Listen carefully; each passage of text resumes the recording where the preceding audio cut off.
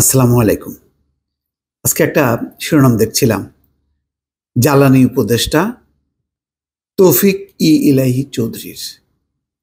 তিনি বলছেন যে মূল্যস্ফীতি, ডলারের দাম বেড়ে যাওয়া পশ্চিমাদের সৃষ্টি, অর্থাৎ একটি অর্থনৈতিক দুরবস্থা, তার জন্য আভ্যন্তরীণ কোনো কারণ না, সবই হচ্ছে বৈদেশিক কারণ,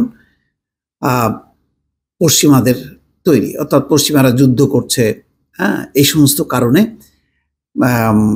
জ্বালানি সংকট হয়েছে, ডলারের সংকট হয়েছে এবং মূল্যস্ফীতি বেড়েছে। ফলে সব দায় তাদের, আভ্যন্তরীণভাবে কিছুই না। দেশে সবকিছু ঠিকঠাক ছিল, শুধুমাত্র ওই বাইরের যেই অর্থনৈতিক পরিস্থিতি তার প্রভাব এসে পড়েছে দেশের উপরে, তাতেই হচ্ছে এখন যত সমস্যা তৈরি হয়েছে বা অর্থনীতিতে সংকট দেখা দিয়েছে। এটি হচ্ছে মুদ্রা কথা। কিন্তু একবারও তিনি বলেননি যে আভ্যন্তরীণভাবে যে কিছু মাফিয়া গোষ্ঠীর উত্থান ঘটেছে, তারা তছনছ করে দিচ্ছে, হাজার হাজার কোটি টাকা পাচার করেছে বিদেশে, শেয়ার বাজারে ধস নামিয়েছে, রীতিমতো ব্যাংক লুট হবার মতন অবস্থা, মানে সীমাহীন দুর্নীতি।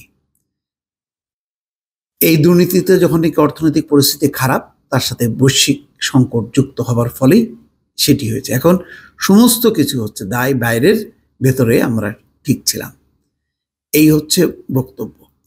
এখন বৈশ্বিক পরিস্থিতি সবসময় কখনো না কখনো থাকে, সেই ইউক্রেন যুদ্ধ, করোনা মহামারী, এখন এই গাজার পরিস্থিতি, কবে ছিল না, বহুকাল থেকেই তো এই অবস্থা চলে আসছে।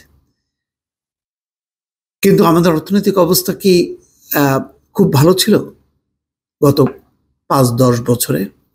ছিল না। কেন? গত একটা দশক দেখা গেছে যে ব্যাংকগুলো রীতিমতো যে পরিমাণ খেলাপি ঋণ, এই খেলাপি ঋণের জন্য দায়ী কারা? মন্দ ঋণ বিতরণের জন্য দায়ী কারা? টাকা পাচারের জন্য দায়ী কারা? এটাও কি বৈশ্বিক প্রভাব? এগুলি কি আমরা ঠেকাতে পেরেছি? এগুলি তো আমরা ঠেকাতে পারলাম না। আভ্যন্তরীণভাবে যদি আমরা শক্তিশালী হতাম, তাহলে বৈশ্বিক যে পরিস্থিতি সেগুলিকে মোকাবেলা করতে পারতাম। এখন যেহেতু আভ্যন্তরীণভাবে আমরা দুর্বল, সুতরাং এই দুর্বল অবস্থায় আমরা বৈশ্বিক সংকটটা মোকাবেলা করতে পারছি না। এই আলোচনা কিন্তু আমাদের সরকারি নীতি নির্ধারকদের মুখ থেকে শুনবেন না। আচ্ছা, তিনি বলছেন যে বাংলাদেশের সামনে যেসব চ্যালেঞ্জ তৈরি হয়েছে তার কোনোটি নিজেদের সৃষ্টি নয়, সবই বিদেশ থেকে এসেছে। মূল্যস্ফীতি, ডলারের দাম বেড়ে যাওয়া, গরিবের কষ্টের কারণ, সবই পশ্চিমারা সৃষ্টি করেছে। এখন তারা এসে বুদ্ধি দিচ্ছে কিভাবে দেশ চালাতে হবে।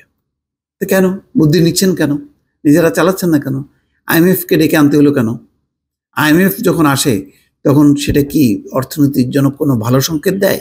বরং কোনো কোনো ক্ষেত্রে অশনি সংকেত। সেটাই এখন হচ্ছে।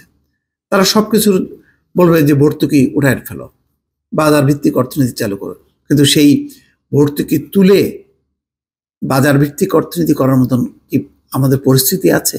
আমাদের কৃষক কি ভর্তুকি দেওয়া হবে না? সাধারণ জনগণকে দেওয়ার দরকার না? শ্রমিককে ভর্তুকি কি দেওয়া হবে না? বৃহস্পতিবার রাজধানীর কারণ বাজারে পেট্রো সেন্টারে আয়োজিত এক সেমিনারে এসব কথা বলেন। বাংলাদেশের টেকসই উন্নয়নে ভূতত্ত্ব সেমিনারে, এই দুদিনব্যাপী সেমিনারে আগামীকাল শেষ হবে, আজকে উদ্বোধনী অনুষ্ঠানে তিনি এই সমস্ত কথাগুলো বলছেন। তো এদের আসলে মানে এখন একটা বড় মৌকা, যে এখন ওই গাজায় হচ্ছে হামলা হয়েছে ইসরায়েলি বাহিনী, ইউক্রেন যুদ্ধ আছে, আর করোনার এটা তো এখনো চলছেই, সেই অবস্থা থেকে এখন উত্তরণ হয়নি। এই সমস্তগুলো সামনে রেখে ভেতরে ভেতরে সব যার যার আখের তারা গুছিয়ে নিচ্ছে। এই হচ্ছে পরিস্থিতি এবং এটাই হচ্ছে সাধারণ মানুষের একটা পারসেপশন। দর্শক ভালো থাকবেন, আল্লাহ হাফেজ।